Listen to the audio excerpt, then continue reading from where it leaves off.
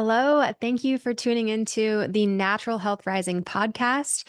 My name is Rachel Smith. I am a certified functional diagnostic nutrition practitioner, and I've helped hundreds of people naturally reverse symptoms of autoimmune diseases and other health challenges, from digestive issues to hormone imbalances.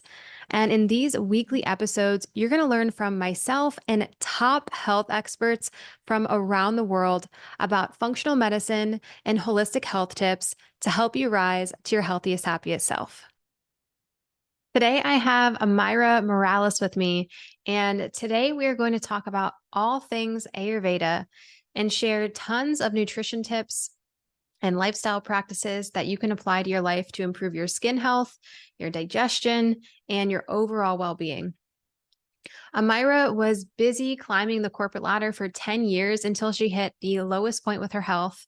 And after seeing endless specialists who only wanted to prescribe medications and never got to the root of her symptoms, she followed her intuition, which led her to India, where she discovered Ayurveda. She was finally able to find a healing modality that allowed her to get to the root cause of her health issues. And this was the beginning of her health journey. Because of her firsthand experience with Ayurveda and realizing the power of this ancient medicine, Amyra went on to study Ayurveda. Amyra now understands that her dharma, or her soul's mission, is to help women holistically optimize their health so that they can glow from the inside out. Welcome to the show, Amyra. Thank you so much. I'm so excited to be here and connect with you. Me too. I'm really excited because as I was just telling you offline, we haven't done a show about Ayurveda yet. So I think this will be very exciting for a lot of the listeners out there. Yeah.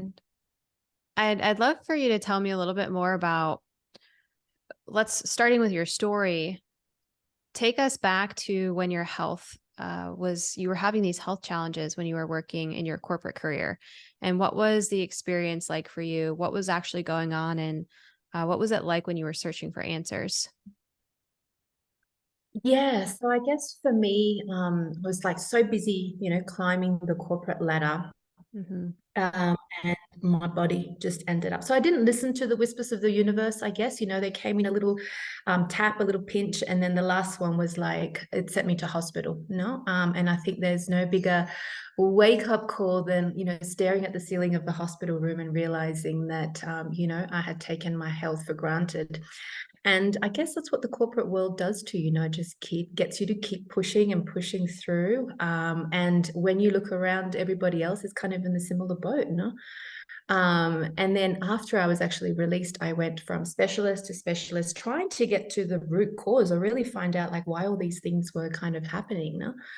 And this is when I became increasingly frustrated because the only solution seemed to be prescription medication. So when my blood work came back, it came back as normal. They said it's maybe genetics, maybe it's just your age, and there's nothing really that we can do about it, and go and see this other specialist. So I felt like I was kind of like bouncing around, and a part of me thought like, maybe this is the card that I've been handed in this lifetime. But then the other part of me, the intuitive part, and I didn't know anything about spirituality or anything at that time, I thought, there's got to be like something else. There's got to be another solution out there, no? And I think this is like a really important part of my life because I started to question absolutely everything. No, I had ended a relationship. I hated my job. Health was declining, and Sydney just no longer felt like home. So kind of packed up my bags, bought a one-way ticket to India, and ended up getting sick in India. And through fortunate events, I ended up at an Ayurvedic clinic. And that was kind of like the beginning of the end. So yeah, that's kind of where the journey began for me. Mm-hmm. Reminds me of my story a little bit. I also was going to so many doctors and specialists until I also wound up in the hospital.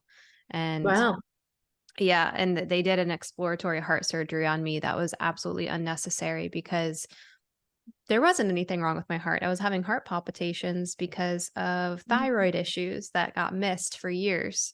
And the thyroid controls so many things, our metabolism, our heart rate, et cetera. And they went to these extreme measures when it was this one simple thing that they could have looked at quite a long time ago. So I definitely can resonate with you there. And really quick, what were some of the signs, some of those whispers that you were experiencing? Yeah, so I had like the main one that started off as digestive issues. So every time I ate, like I just felt really like discomfort. I wasn't sleeping well. My hair was like just falling out. Like I couldn't even run my hands through my hair, no. Mm-hmm. And the doctor was just like, yeah, it's kind of normal. You probably just need more protein. And I was like, this, this is not normal. Like I can't be running Mm-hmm. my hands through my hair and all this coming out, no. I lost quite a lot of weight, and I came down to about 40 kilos. I don't know how it is in your metric system, but that's very, very low, no? And the doctors didn't pick up that at that time that I had also candida. So that was another thing, no? And they just told me like, you need to just eat more, like have fats. Even one doctor told me like, because it was winter in Sydney at that time, he said, just put some ice cream in the microwave and just drink that. So I was like, okay, if you're the doctor, you've Oh gone to gosh. university for 25 years or whatever it is, you know better than I do. And that's when I realized, I was outsourced. Now looking back, I was definitely outsourcing my health to other people, no? So yeah, indigestion was the main one. And I kept telling them, like, is it my diet? They were like, no, like your diet seems good. But now that I'm in the world of Ayurveda, I realized that I was actually eating incorrectly for my body type. They just give out Mm-hmm. information of what everybody should be eating under the Australian Heart Foundation rules. They're just ticking boxes, no? So yeah, it's been quite a journey. 88 pounds for US listeners who don't know the conversion. That's quite, yeah, that's quite light. Oh, before we get into all of your amazing tips about Ayurvedic medicine, when you got to India, I'm so curious, what was that initial start into that journey like for you when you started to try things? Like how did you find the Ayurvedic place that you went to, and what were some things that really started working right away? Yeah, so my initial goal for India was really to do my yoga teacher training because I had this kind of huge desire to be a yoga teacher. So I went to do my yoga teacher training, and that was amazing. Now, I was feeling good because I was kind of learning about yoga. I was eating quite healthy. I was hydrated. When people are taking care of you, it's really easy to feel good, no? So then I Mm-hmm. came out of the yoga teacher training and yeah, just suddenly started not feeling great at all. And then I had heard about Ayurveda in my yoga teacher training, but a very brief overview. And it didn't really resonate with me. It wasn't like, wow, that's amazing. I need to know more about it. And it Mm-hmm. wasn't until I was in a hotel and the receptionist said to me, look, there's an Ayurveda doctor down the road. Maybe he can help. So as soon as I went to his clinic, it just seemed a little woo-woo for me. Like the questions that he was asking me were like, what are your dreams like? What foods do you crave? So things that just didn't make sense. I was just saying, look, I have really like I'm bloated all the time. I have gas. I'm not having regular bowel movements. And he was like, just looking at me. He did a, pulse analysis. He looked at my tongue. He kept asking more questions. And he said, you have a severe vata imbalance. And he started putting all these pieces of the puzzle together for me. And I was like, wow, I finally get it. So Mm-hmm. he delivered it to me in a way that I was like, that's it. That's the root cause of everything that you're mentioning, the lightness of the weight, the indigestion, the insomnia, the racing thoughts. He was like, I need to know more. No? So then he said, maybe what would be good for you is if you went into a detox program, no? Like a 21-day, what they call a Panchakarma. So you just go in, they take your phone away, and you're just kind of, following, the herbal supplements that he's doing. You're doing some herbal enemas, you're relaxing.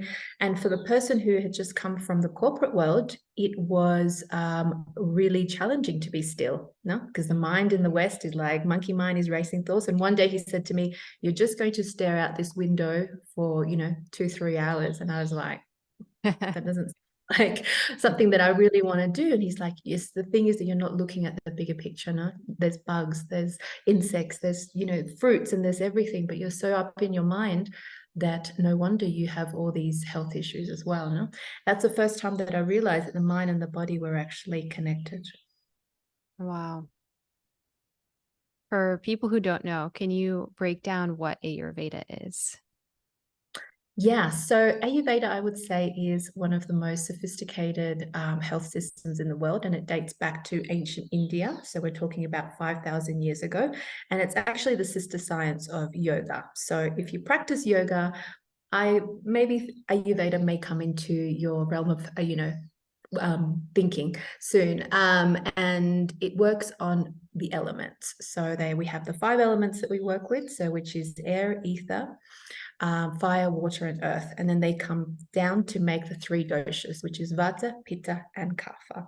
And so essentially the essence of Ayurveda is to kind of get in tune with nature and move with the rhythms of nature. No? So the circadian rhythms, it's about eating correct with your body type.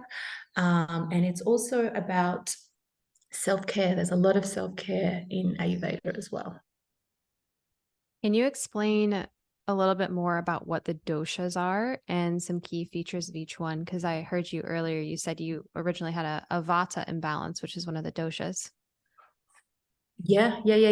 So Vata is the air element. So let's just call it the wind, just to make it super simple, no? And when we are in balance, we are very creative, we're visionaries, we love to think outside the box. So we kind of and we're light in the body, but in a good way as well, no? So when that dosha is out of balance, it can come across as insomnia, racing thoughts, lightness in the weight, gas, bloating, so too much air in the body, no? So the way that we like to work with people who have a dominant vata dosha is to ground. So literally foods grown under the ground. So we're talking beetroots, carrots, parsnips, anything like that is going to be really grounding, no? And also with people who have a vata imbalance, we'd love to use warm, nourishing foods. They're out of the three doshas, vata is the one that has the weakest digestion, no? So we love to create routine for them, because if you leave a vata on her own, she's just off doing things, and then she realizes, oh, I haven't had lunch and it's 3 p.m. No, so structure is really, really important for the vata dosha. It's actually really important for all the three doshas, but in particular with vata. Mm-hmm. And also having a sleep routine, because of the monkey mind is going crazy. Sometimes it comes across as insomnia as well. So sleeping is really vital for the vata dosha. And then the next one is pitta. So pitta is characterized by fire and water, but just to make it super simple, let's just call it the fire energy. And with this particular dosha, they're generally like, when they're in balance, they're good leaders, they communicate well, they set out goals. But when they're out of balance, it's too much hotness in the body, so too much fire. So this can come across as anger, frustration, inflammation. So anything that ends with an itis is related to inflammation, as you know, no? So the idea for this particular dosha is to cool them down. So cooling foods, green leafy veggies, coconut oil, cooling practices, so swimming, but obviously not in the midday heat, no? So it's about cooling the body down. And then the last one is the kapha dosha, which is earth and water, but to make it super simple, let's just call it the earth energy. And this is people who have like I like to call them the grandmother energy, they give you the 10-minute hugs, and they really want to listen to you. They're very grounded. Usually people like in the spiritual world are very, very kapha in nature, no? But the other side of them is that they come across as stagnant energy, no? So they can Netflix and chill all day, so they need a little bit more oomph. This particular dosha is prone to a little bit of depression now, because they're so giving to other people that they forget to look after themselves. So for the kapha dosha, what is recommended is invigoration. So, invigorating spices like ginger, turmeric, tofu, green leafy vegetables is also really great for them as well. So yeah, so more movement, because they're quite stagnant otherwise. But we all have the three doshas, just in varying amount. Okay. Can you look at someone and kind of tell what their dosha would be? Yeah, definitely. I can have a look at people and say, like, look at their skin, look at their body structure, because vatas are pretty much straight up and down. Pittas are generally like quite muscly, so they can go to the gym, do a 40-minute workout, and they can see the benefits, whereas a vata dosha may go to the gym for 5 hours and nothing.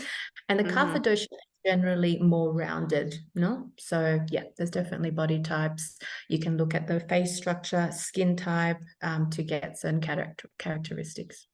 Okay. You just mentioned skin, and I know Mhm. you're really into skin health, and also you have amazing skin. It's like beautiful and clear and glowing.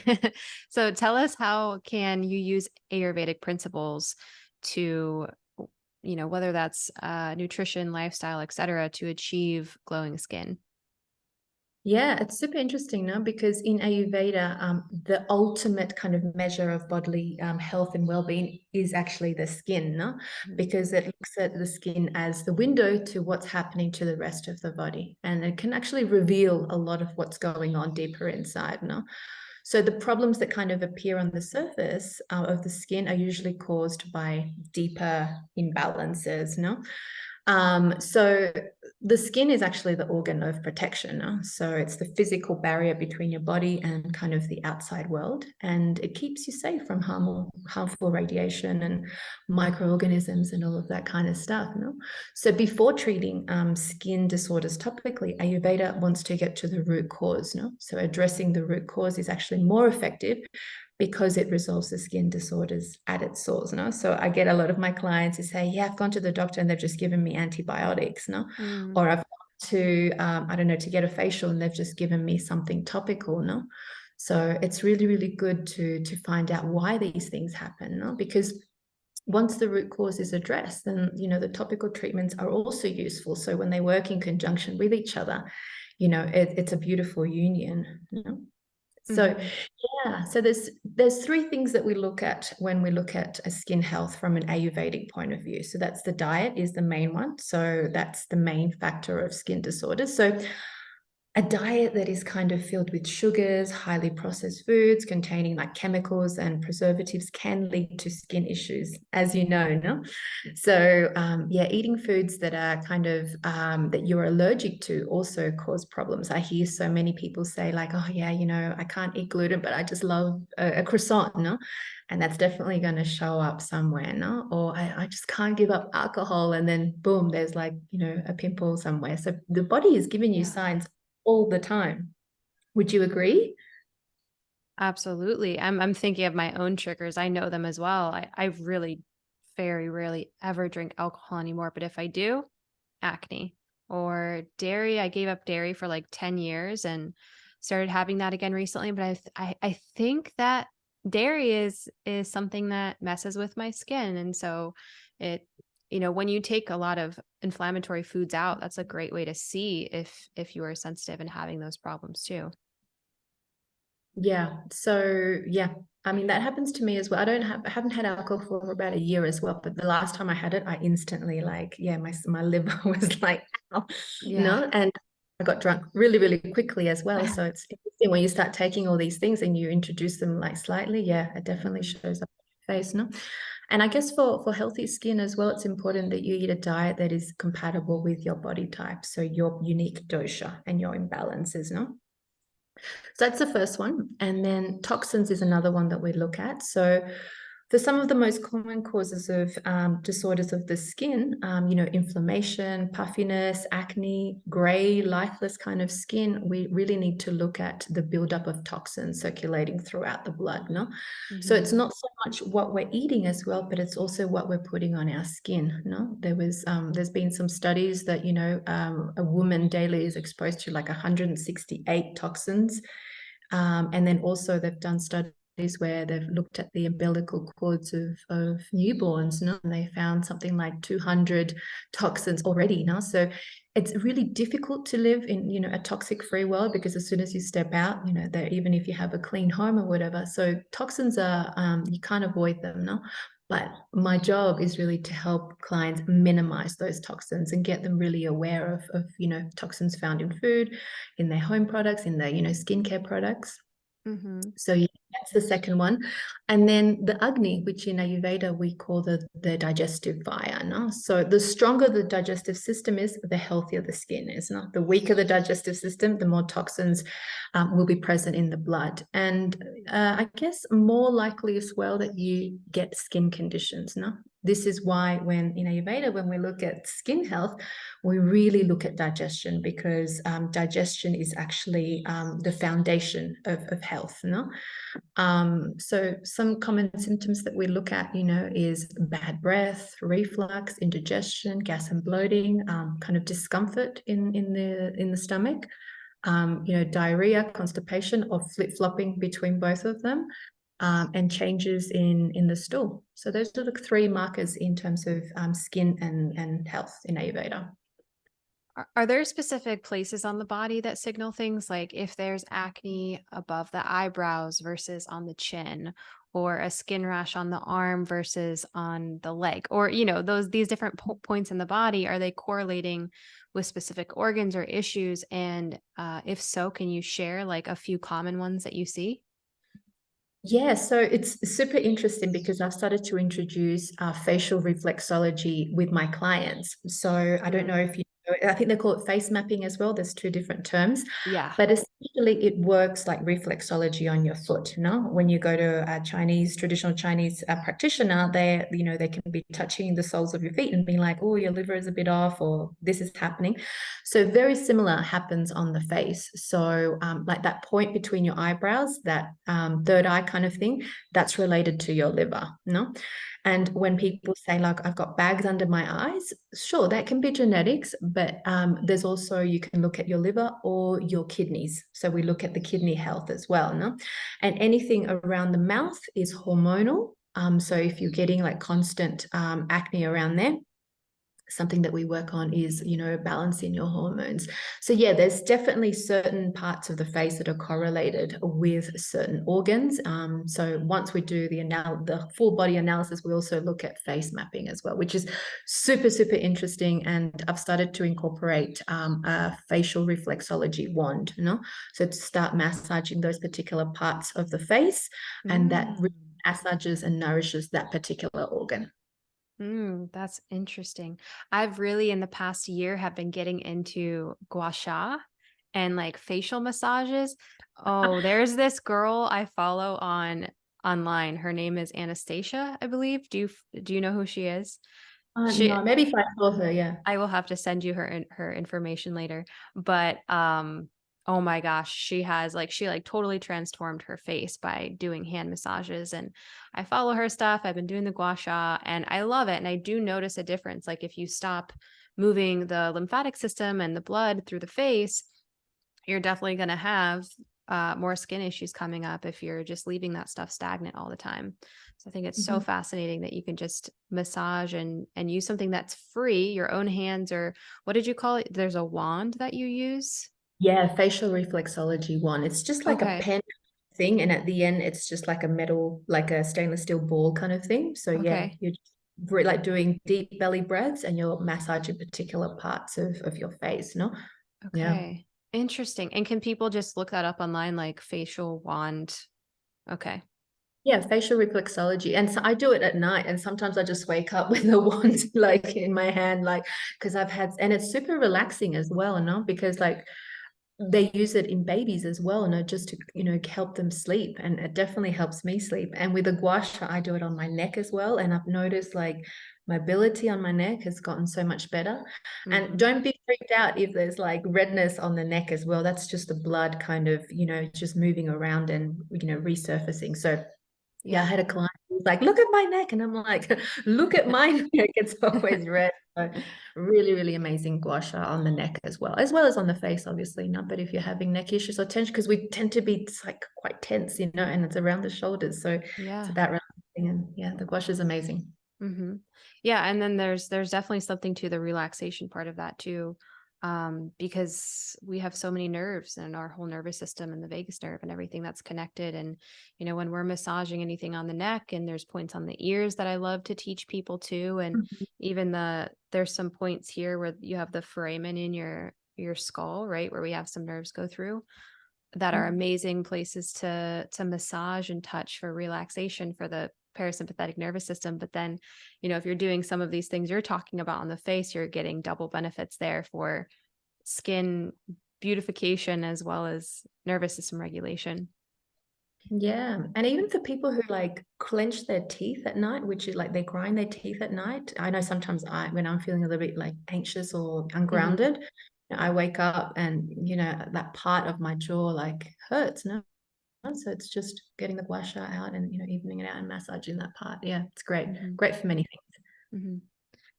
You mentioned some common things that you see with people and some deficiencies with the liver and the kidneys.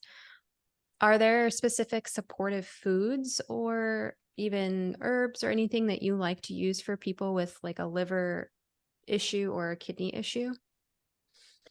Yeah, I guess like one huge part of Ayurveda is the detoxification. So detoxification is absolutely key, no? And I get some people who say to me, "Yeah, I've done a parasite cleanse," and I'm like, "Okay, but are you Mm. like regular bowel movement? Are you sweating? Are you peeing?" And they're like, "Oh, I don't know. I just did it."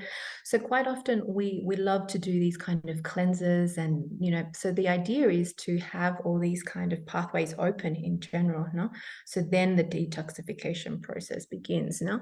So in Ayurveda, we're kind of a little bit obsessed with bowel movements every day, once a day minimum. Mm-hmm. So if you are not having a regular bowel movement, this is a problem, no? And this is one of the things that frustrates me, because when you go to the doctor, they tell you like, "Oh, I haven't like had a bowel movement in 3 or 4 days." Oh, that's normal. That's fine. No, it happens. And as you and I know, like that blows our mind, because then you ask the client, like, "Are you eating every day?" They're like, "Yeah, I'm having like 3 meals and snacks." And I'm like, "Where do you think all that food is kind of going?" No? So the detoxification process in Ayurveda is actually, really key, no? Because it's kind of the toxins, the hormones, and the waste are all kind of need to go out somewhere, no? So the body needs to get rid of it, no? So all those toxins, the hormones, the waste gets kind of reabsorbed back into your body, and then it goes into your bloodstream, then it goes into your liver, and then you're dealing with an even bigger issue, which is inflammation, no? All because you haven't kind of had a bowel movement, no? So that's when the liver becomes kind of overloaded, and it's not until it appears on our face that we're like, "Oh, I need to do something about it," no? Because when it's happening internally, you're like, "Oh, no, it's kind of normal," no? But in Ayurveda, we have this particular herb called Triphala, Mm. which is really great. So you take that at night, and it actually helps you detox your body throughout the night, and then helps you, release toxins and have a bowel movement in the day. So in terms of liver health, yeah, that's definitely where we begin with the detox process. Oh, that's interesting. I've not heard of that before. Yeah. Um, there's a lot of other detox tools like even, oil pulling and dry brushing and tongue scraping and self massage, all of these really cool Ayurvedic practices. Are there any of yours that are some favorites or places that a couple places that you recommend people start with usually? Yeah, I think Ayurveda can be a little bit overwhelming because there's just so much going on. No, so when I work with my clients, I get them to do like 1 week of just scraping your tongue. That's all I want you to do, no? And then next week, I want you to scrape your tongue and oil pull, Mm-hmm. and so forth. So by the week 5, they've kind of got a really solid morning routine. And in Ayurveda, digestion actually begins in the mouth. So once you have good oral health, that is like a great starting point. So we love tongue scraping, and it's just like kind of a U-shaped device where you just place over your tongue and you're scraping. So you're getting all the toxins that have come, from the stomach. Because if you don't actually tongue scrape, the toxins are just kind of coming up and down throughout the body, most days. And then with the oil pulling is amazing because it gives you like good bacteria. So when you do like a mouthwash with this blue liquid, I don't want to mention the name, you're actually pulling the good and the bad bacteria out of your mouth, whereas oil pulling, you're still keeping the good bacteria. So we kind of need, because the mouth has its own ecosystem happening, no? And also what I recommend is just warm water. It's amazing like how like incredible warm water is. It's so simple, your body has been dehydrated all night, Mm-hmm. and it's good kind of way to start the day. Some people do it with lemon, some put in like turmeric and ginger, so it just depends. But my advice is beginning your morning with warm water rather than reaching out for a cold smoothie or a coffee or anything like that, which it's cold, it's drying. Mm-hmm. Yeah, and it slows down the digestive system with that. I can imagine. I'm so curious, what is your morning routine like personally? I know this might So not be for everybody, but I've got to know. yeah. So I don't have children. So in that way, like, I'm able to have more flexibility and more freedom. So pretty Mhm. much I wake up, first thing I do deep belly breaths. I might do a meditation, but definitely scraping my tongue. I brush my teeth. I oil pull. I drink my warm water. So I'm stretching. I'm moving the body. I think movement is really key. We live in a very stagnant world where we're just like waking up, we rush out the door, we're sitting down for 8 hours, and then we're on the bus, and then we're coming back, and then we're having dinner. So it's a very stagnant. So for me, it's just like moving my body, whether I'm going for a walk, whether I'm doing putting on some music and moving, hip rolling, I don't know, shaking. Shamanic shaking has been such a great practice for Mm. me.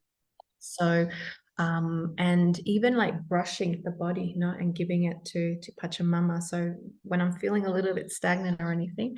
And then I have a really great breakfast. I know some people say that I wake up and I'm not hungry, but for me, I wake up and I have stewed apples. Like I have stewed apples maybe 4 or 5 times a week. So it's just a really simple recipe of, apples with a bit of water, some spices. So that gets my digestive system going, no? Some ginger, some Mm. cinnamon, clove. So that's like my pre-breakfast, no? And then I might go and have some, I don't know, like a quinoa porridge with milk, and I might put some hemp seeds or anything like that. So that's like how I start my morning pretty much. And then I'm ready to go for the rest of the day. Stewed apples. I feel like I've seen this somewhere else. This is an Ayurvedic practice. Yeah. Definitely, And is definitely. this something that everybody should try, or is this like specific doshas, imbalances, or No, everybody stewed yeah, apples? Okay. yeah. Stewed apples is recommended across all doshas because it, as I mentioned, it gets the digestive system going. It's really nourishing, even for those people who say, "Oh, I don't wake up and I'm not hungry."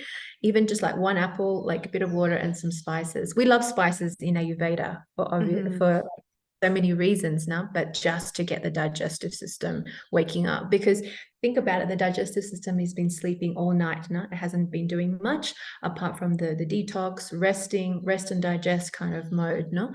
So you don't want to wake up and have like I don't know, a cold smoothie, no? Because in Ayurveda, the digestive system is a fire, no? So at night it's just been kind of gently, and your digestive system is actually the weakest in the morning, no? So you don't want to dump like a whole lot of stuff that is too heavy or too cold in the morning. So stewed apples is definitely a really great way to start your day. Okay. You mentioned Panchakarma earlier. Am I saying that Mhm. right? Okay. Panchakarma, yeah. Should everybody do this? And if so, how often? Can you explain kind of what that looks like a little bit more? I know this is going to involve really like going somewhere and doing a full practice, right? Yeah, so you can actually do like a mini panchakarma in your home with the Okay. guidance of a practitioner as well. So we have something that we love in Ayurveda, which is khichdi, which is kind of like resets your digestive system, no? Because if you think about it, you wake up, you have breakfast, then you're snacking, then you're having lunch, and then you're snacking, and then dinner. And so this, you can imagine the digestive system is constantly working throughout the day, no? Hmm. So one way we love to kind of just rest the digestive system is by having khichdi, 3 times a day with minimal snacking in between. So this is just consists of rice, mung beans, spices, no, in accordance to your imbalance. And then we start incorporating. So we do that maybe for 3 to 5 days to begin with when you take a client through it, and then we start incorporating other food, back into your diet. And then you can do some dry body brushing, you can do some oil pulling, you can really take 3 or 5 days just to, relax. So you can do this at home, with, I can give you some, herbals, some supplements as well.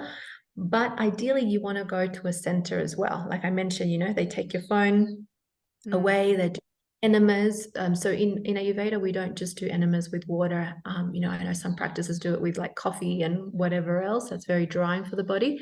So when you go to these particular Mm. places, they are doing it with herbs. So a lot of ghee is put everywhere, literally. uh, Yeah. Yeah, which is super interesting, no? And they're doing massages. So Ayurvedic massages aren't like your regular massages. It's more like sweeping, So once you are having the food, which is, detoxifying the enemas, the oils, then you're kind of having these body treatments as well, no? And they do practices like Shirodara as well, where they're putting the oil on the forehead, which is super relaxing, no? Kind of, helping you come into your peristalsis kind of really relaxing state. And so this is done obviously by a professional. And there are different Panchakarma centers throughout. I think there's several great ones in the States, but I went and did mine in India, which was amazing. Mm-hmm. I think Yeah. there's one in Costa Rica that I want to go to. That There's a I few in had a friend, Bali. Bali, yeah. Mm-hmm. You just reminded me when you said ghee. Isn't there some Ayurvedic practice where you put ghee in your nose? What is that for? Do you know about that? Yeah, so they do give for like literally everything, no? So they have Okay. a nasya practice as well, no? So if you're having any respiratory issues as well, they put that on there. They've Mm-hmm. got on the belly button as well, so that's really good to detox the body. Yeah, they have these dough kind of things as well, where they place it on your eyes or anywhere in the body where they feel like you might need to, and then they just pour like warm ghee into it. So it's like a pool of ghee on your and that's actually really good for people who have really dry eye issues. They did that to me, and I realized that my body overall was dry. And he asked me like, "What are your eyes like?" And I'm like, "Oh, it's really sometimes difficult to to blink, because my eyes are literally dry." And then they did that mask over my eyes, and yeah, and every now and then when I feel like my eyes are a little bit dry, I put on some ghee on the inside of my eyes. Wow. Okay. Yeah. So we've talked a little bit about temperature with water, for example, and smoothies and things like that. But what about the aliveness and the quality of food? So raw versus cooked food. Is there a superior one in your opinion? And does it matter maybe on someone's dosha as well? Yeah, it is dependent on the dosha. I think out of the three doshas, the one that can handle raw foods and not raw food all the time is probably the pitta dosha, because their digestive system is a little bit stronger than the other two. But across the board, Ayurveda really recommends cooking your food, And I've had clients who were raw vegan, Mhm. and I think at the beginning you feel really good, you feel like amazing, but when you look at what it does to your digestive system, a lot of the time, it causes gas, constipation, bloating of the stomach, because even though there is a lot of aliveness in the food, we always look at how the digestive system digests that particular food, So as I mentioned, pitta is the one that could probably benefit from that. But what we really want to aim is for warm, nourishing foods, which is what the digestive system is able to digest, process, and assimilate better than raw foods. But this is a huge debate. But yeah, so there was a while when my digestive system was so weak, but I really loved having green salads because that's how it's sold to you, as healthy. Yeah. But it was like I looked pregnant all the Mm-hmm. time, but I was Mm-hmm. eating healthy. And it wasn't until I started having warm, nourishing foods, like curries, and risottos and all of that kind of stuff, that I realized that my digestive issues minimized. Even when I was doing the detox program in India, everything was cooked. And then he started to incorporate a little bit of raw food, and then that seemed to be quite fine. And he said to me, like, once your digestive system is strong enough, you can have the raw food and not feel gas, bloating, constipation, So yeah, in Ayurveda, we love cooked and easy to digest food more than anything else. Yeah. I 100% agree. I believe in the same principle, like cook your, obviously you don't want to burn your food or Yeah. like overcook your food in any kind of way, but so much easier on the digestive system. And then, like you said, if once things start healing, okay, maybe you have a salad every once in a while, or you have some raw things if you can handle them. Yeah, definitely. And even steaming, no? Like kind of overlook steaming. So I don't know if you're making a soup or something, you just put like, steamed veggies on top. And yeah, I don't know. That's really amazing. And spices, no? Love spices. So Mhm. yeah. But also another thing in Ayurveda is we don't like to mix cooked and raw foods in the same dish, So quite a lot of the time you might have, I don't know, like a rice, potatoes, and protein, and then you might have a raw salad. No, so the digestive system actually doesn't know what to do first, and this is sometimes when we get a lot of digestive issues. No, so if you want to do it that way, have your raw food at the beginning, and then maybe 30 minutes later have your cooked food, but never on in the same dish. I see. Okay.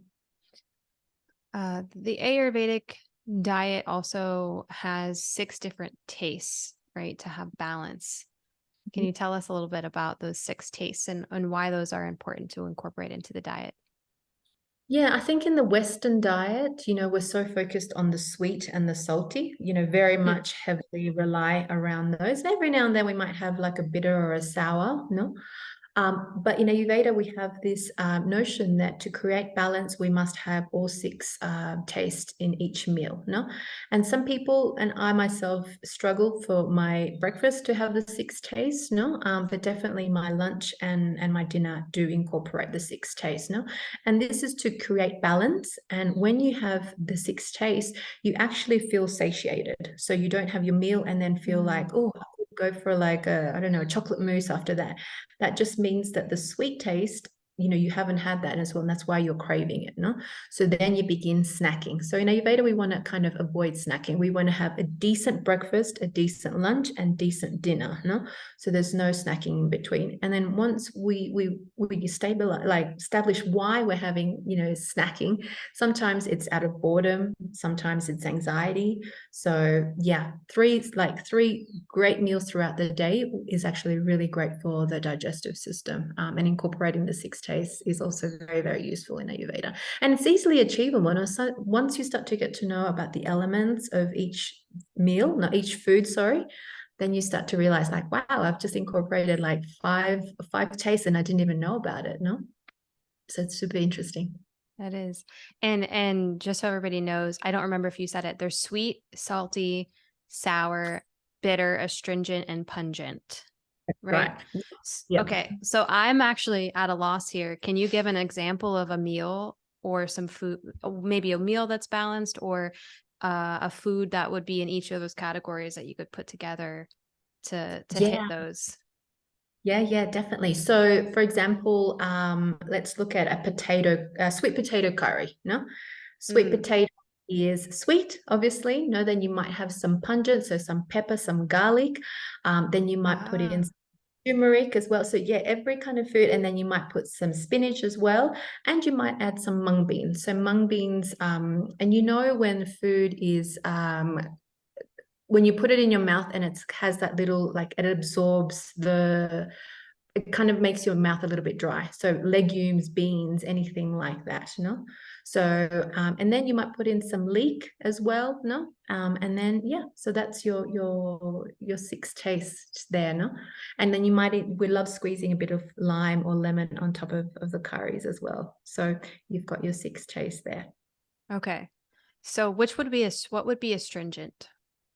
Astringent would be the mung beans or any legumes or anything Oh, because it's dry. okay. So that's also Ah, really helpful in the digestive process as well because it's pulling toxins from the digestive system and eliminating them from the body as well. Yeah. okay. It's Yeah. fascinating. I'm gonna look more into this and attempt to make some Ayurvedic balanced meals. Yeah, some of them are obvious, like salty is obviously salt, but Mhm. then you have like sesame seeds, no? So sesame seeds has that that salty aftertaste as well, So you can sprinkle some, sesame seeds on top of that as well.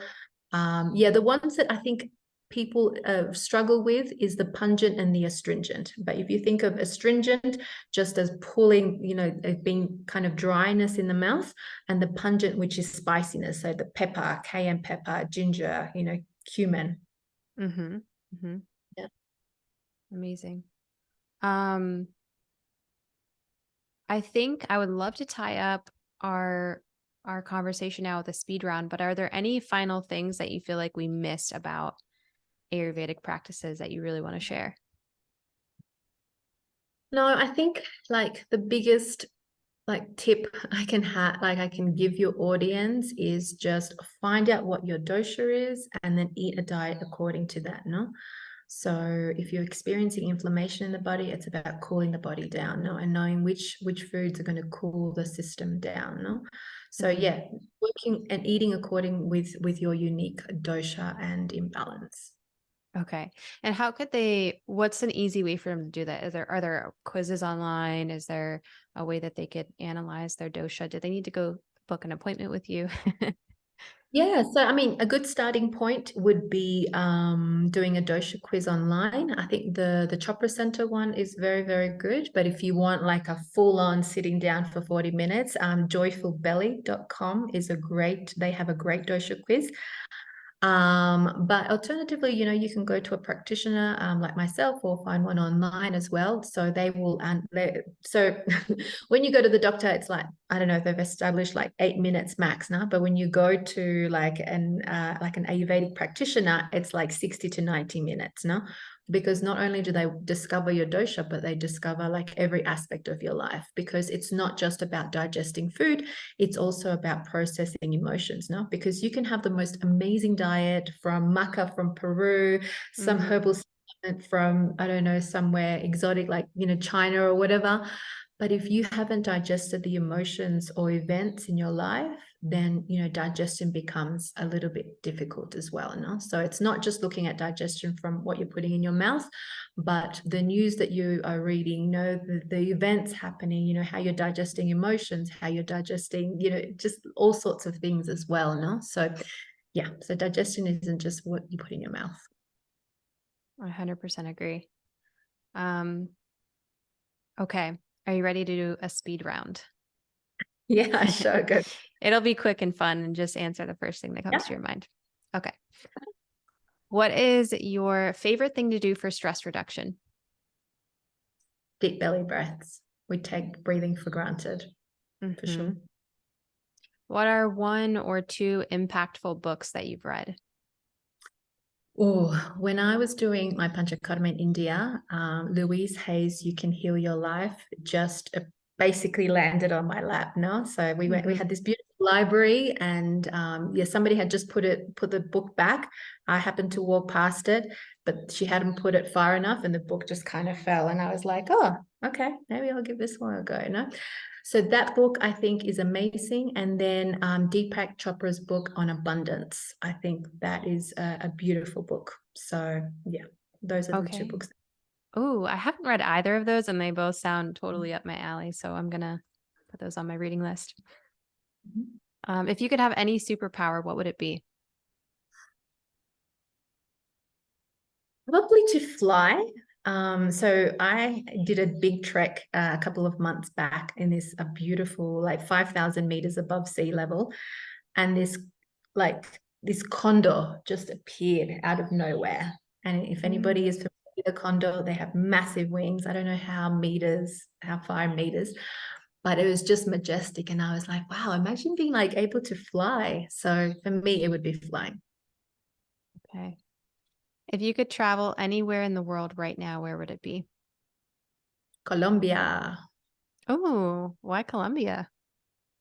I just I miss the beach pretty much. Like Sydney, and when you grow Okay. up in Sydney, like beaches are everywhere, and I love the Latin vibes of Colombia. I think it has a beautiful jungle, and just my friends that have come back from Colombia, like you're gonna love it. So yeah, Colombia one, Mexico two.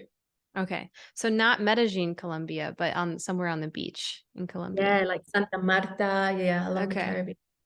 Okay. Very cool. You kind of already gave this one away, so I don't know if you want to add a different one, but if you could leave the listeners with one tip for them to implement this week to help them live a healthier, happier life, what would that be? Learn to hack your sleep. There is so much goodness happening in sleep, like the detox, the rejuvenation, the relaxing, getting your body ready, that we take it for Mhm. granted. No? And we have sayings in the English language like, oh, I'll sleep when I die, like, and people like take it for granted, but there is just so much goodness happening in there that it like blows my mind that, people don't have like a good,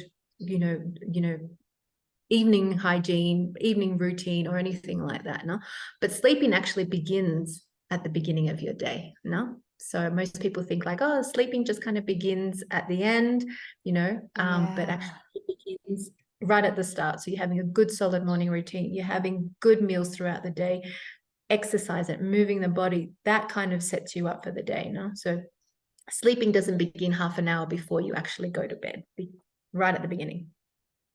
Yes, that is, I love the way you said that sleep starts at the beginning of the day. So Yeah. important. I'm going to be speaking on a cruise in 2 weeks for a whole 25-minute presentation about sleep only. And that wasn't like this is my first time doing a big presentation like this. And I had prepared all my points and all these things. And I looked at my slides. I had like 200 slides about sleep. I'm not joking. And it was it was like an hour presentation. And that the past few weeks, every day I've been taking away slides and trying to figure out, okay, what can I take away here? Because there's actually so much to do. There's so many things that can really impact your sleep and optimize your sleep. And that is because it's your whole day. It starts from the beginning, like you said. Yeah, so I and love Ayurveda that. actually have a saying that sleep is actually more important than exercise and nutrition combined. So, Wow. yeah. Have you read the book Sleep Smarter? No, but I've listened to on Audible Why We Sleep by Dr. Walker. He's done a lot of research on sleep. And Yeah. what was the one that you said? Well, we can put this in the show. Sleep Smarter, Sean, I can't remember his surname, but he's amazing as well. Yeah. So he's got another book called Eat Smarter, but Sleep Smarter, I think it will resonate with you quite a lot. Okay. Amazing. Thank you so much for being on the show. Can you share quickly any other final things you want to say and where people can reach out to you, learn more about you? So I am a little bit more active on Facebook than I am on Instagram. So come and friend request me. I love to geek out in all this kind of stuff. I have a private Facebook group called Ayurveda for Professional Women, where I talk about nutrition and everything related to Ayurveda on how to achieve glowing skin, because that's kind of my jam. So come onto my group. I love hanging out there. Amayra Morales on Facebook. Okay, wonderful. We will put that in the show notes, and I'll put like the dosha quiz and some of the other things that we talked about as well for people. So thank you so much for being on the show. Thank you, Rachel. It's an honor to be here with you. Thank you so much for watching this video.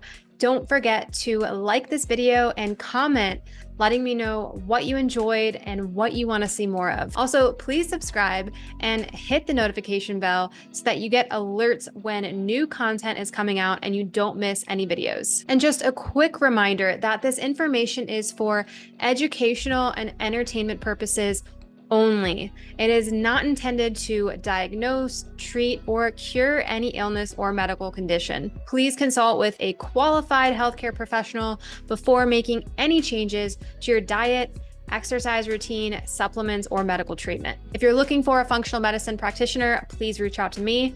And thank you again for watching, and keep striving to become your healthiest, happiest self.